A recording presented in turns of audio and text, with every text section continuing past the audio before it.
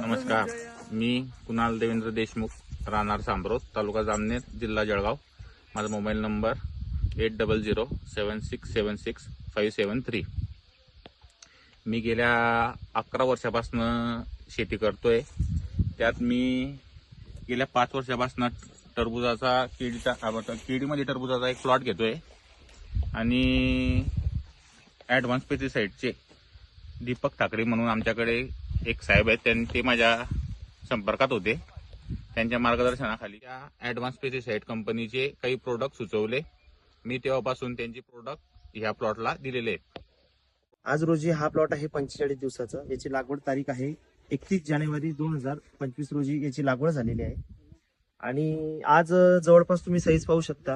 आता 45 दिवसाचा प्लॉट आहे. जवळपास 2-2.5 किलो पर्यंत रेग्युलर अशी साईज झालेली आहे. सेटिंग खूप चांगली झालेली आहे. सर्वेदूर एकदम सुंदर अशी सेटिंग झालेली आहे. कुणाल भाऊ, आपण फ्युम्स वापरलेला आहे. कसं काय वाटलं तुम्हाला रिपोर्ट? पांढरी माशी निघत होती, चांगलं झालं.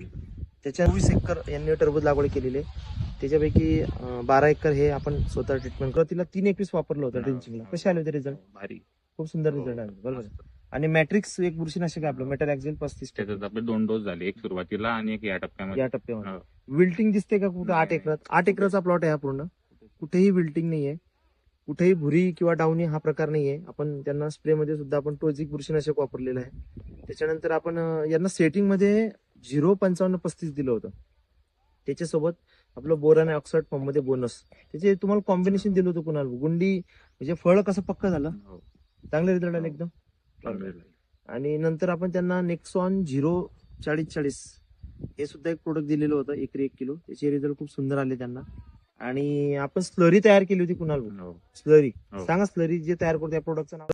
आणि आपण अगोदर पण एक सिबॉन गुड याचं एक लागवड करायच्या अगोदर एकदा दिलेलं होतं बरोबर, जमिनीमधून. आणि एक लागवड केल्यानंतर 15 दिवसांनी परत दिलं होतं. सिबॉनचे तुम्हाला काय रिझल्ट वाटले? सिबॉन दिल्यानंतर जमीन मोकळी चांगल्या प्रकारे झाली होती, चांगली नरम झाली होती, मोकळी झाली होती. आणि पानाची पत्तीची ग्रीनरी कशी वाटली? कॅनोपी तर 1 नंबर झालेली होती, 1 नंबर झाली. आणि आपण काजू लिक्विड ज्यावेळेस सिलिकॉन जे आपलं 2% वाला ते आपण ड्रिप मधून दिलं होतं. पानाची कॅनोपी पूर्ण बदलून गेलेली होती आणि ग्रीनरी मध्ये चेंज आला होता. याची क्वालिटी आहे ती काजू आजपर्यंत मी ड्रिप मधनं 2दा आणि स्प्रे मध्ये 4-5दा झालेला आहे माझं काजू.